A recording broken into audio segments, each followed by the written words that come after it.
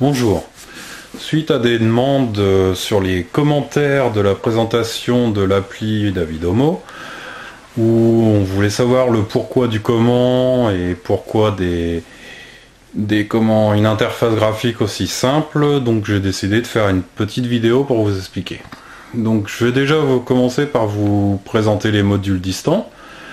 Donc il y a des modules qui peuvent s'intégrer dans un tableau électrique.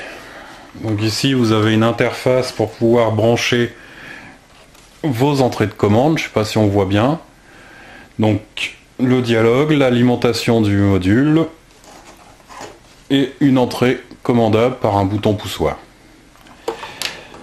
On vient piloter un microcontrôleur que voici avec donc une petite carte, des relais, 16 exactement, où on repartira via les borniers un câblage et des bornes au niveau du tableau électrique à côté de chaque disjoncteur. Je vous présente maintenant le module de fil pilote. Donc ici on peut gérer 4 zones de chauffage. Donc on peut voir que sur les 4 zones, on a la position arrêt, la position hors gel et la position écho. Ici, nous avons des modules pour pouvoir s'intégrer dans une installation existante en placo. C'est-à-dire que en démontant le pot de cloison, on peut très bien glisser le module derrière en reprenant le câblage et en changeant tous les inters par des poussoirs. Donc voici un module qui nous permet de commander 6 entrées, 6 sorties. Donc avec une puissance de 8 ampères, ce qui est tout à fait raisonnable pour de l'éclairage. Donc un deuxième module que j'ai créé dernièrement, donc il n'a pas encore sa boîte, c'est un module où là nous avons que 2 entrées, 2 sorties, mais avec la possibilité de ramener des sondes analogiques. Donc là nous avons une sonde de température, qui est possible d'intégrer directement dans la plaque mosaïque chez Legrand par exemple. Et ici nous avons une sonde d'hydrométrie, ceci fait pour la salle de bain pour par exemple réguler la VMC en vitesse 1 ou 2. Et une sonde que j'ai pas encore branchée pour calculer le nombre de lumens afin d'éviter d'allumer des lumières s'il n'y a pas besoin. Donc ceci est piloté actuellement sur 2 bus, donc bus acceptant 100 adresses différentes, sachant que là nous avons 16 relais, donc 16 adresses, ici 4 zones, donc 4 adresses, ici 6 relais, donc 6 adresses, ici 2 relais, donc 2 adresses, plus 4 entrées digitales, analogiques, excusez-moi. Donc je vous représente l'interface sur mon smartphone.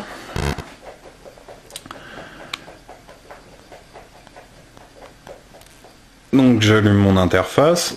L'interface en fin de compte est simpliste, de façon à pouvoir être acceptée par n'importe quel explorateur, enfin Google ou Opera. Et ne demandons pas de rajouter des plugins ou quoi que ce soit. Nous servons du JavaScript, CSS et HTML plus PHP pour le serveur. Voilà pourquoi elle reste assez simpliste. Peut-être que dans le futur, elle sera un petit peu plus développée. Donc nous retrouvons, comme la dernière présentation, la possibilité de mettre les chauffages en arrêt. Donc là on est en arrêt. On peut voir sur le module que la zone a bien changé. Je refais pour bien voir. Regardez bien là. Et voilà. Donc on l'a remis en route. On le met en arrêt. Comme on veut. La commande est prioritaire sur l'affichage, donc c'est pour ça que vous pouvez voir une certaine latence sur l'affichage. C'était un choix technique de prendre la commande en priorité. Donc maintenant je vais vous montrer la réactivité par exemple, vu qu'ici nous avons des voyants sur les LED de relais, ça va être beaucoup plus simple. Donc vous voyez bien que quand j'appuie c'est pratiquement instantané. Je remonte en me décalant un petit peu, c'est pas évident.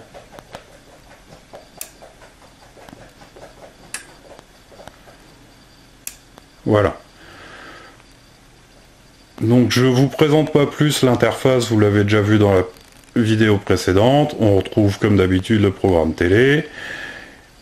L'interface n'est pas complètement finie pour celle-ci, donc ici on retrouve le chauffage qui nous permettra après de pouvoir passer en mode économique, en mode arrêt, en mode hors gel ou en marche forcée si une programmation a été faite pour la journée par exemple, passer en mode confort ou économique en journée et pouvoir faire une marche forcée si par exemple une journée on est au domicile alors qu'il est programmé pour pouvoir se mettre en mode économique.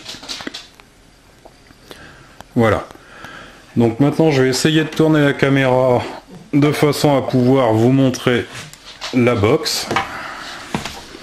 Donc ça va pas être très joli en tournant, mais je fais avec les moyens du bord.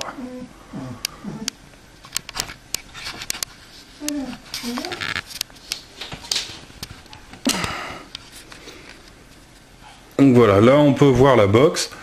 Donc certains reconnaîtront le boîtier, c'est une boîte de D4L. Donc ils peuvent se faire une idée du format, sachant que cette boîte c'était le premier prototype. Donc on voit bien que c'est bricolé, mais j'ai essayé de faire une boîte à peu près correcte. Donc on retrouve sur cette boîte la présence tension. La présence ici pour la mise en route de l'alarme. Ici on a le voyant pour dire que le serveur est actif. Alors comme vous pouvez le voir, j'ai un faux contact sur ce voyant là. Bon, c'est qu'un prototype. On peut, quand on appuie sur le bouton, faire un reboot du serveur. Ici nous retrouvons le dialogue. Alors je ne sais pas si vous voyez bien, les LED clignotent pour indiquer le dialogue. Il faut être bien en face pour le voir parce que c'est tellement rapide. Donc nous avons donc la présence du dialogue. Un bouton pour réinitialiser le dialogue afin de prendre des nouveaux modules. Donc ça c'est pour le dialogue 1. Là nous avons le scan du bus pour vérifier le scan et nous retrouvons la même chose pour le deuxième bus. À savoir que le bus, nous pouvons étendre le nombre de bus jusqu'à 10 et c'est réalisé et concluant. Donc je reviens sur les modules.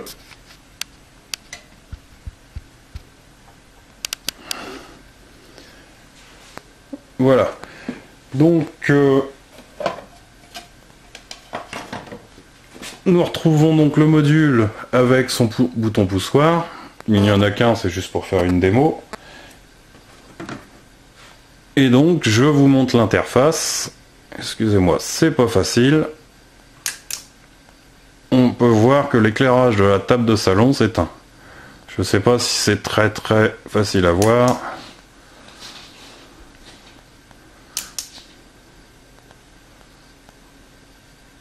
Voilà. Donc on a pu voir l'affichage sur la table de salon.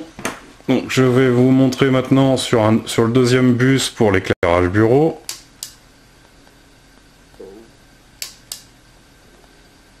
Voilà. Je vais remettre le chauffage en route.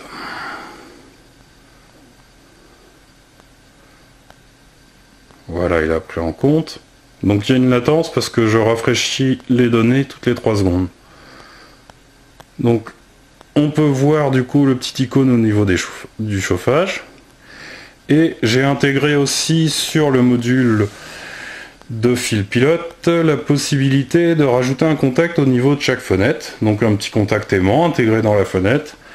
De façon à ce que si la fenêtre est ouverte, on puisse passer en mode économique automatiquement et au bout d'une demi-heure en mode arrêt, afin de, si l'oubli d'une fenêtre au printemps par exemple, vous ouvrez un petit peu la fenêtre parce qu'il fait bon dehors, pour aérer, vous avez oublié de couper les chauffages, donc si je débranche mon entrée, on peut voir que je suis passé en mode économique,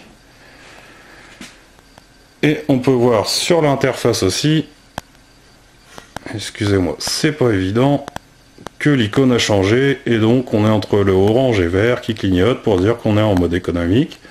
On va pas attendre une demi-heure forcément, mais au bout d'une demi-heure, on passe en mode arrêt. Donc voilà, c'était pour vous faire une petite présentation à la demande des commentaires. Donc j'espère avoir été clair. Bon, la vidéo ne peut pas être superbe, j'ai fait avec le matériel que j'avais sous la main. Voilà, je vous remercie. Au revoir.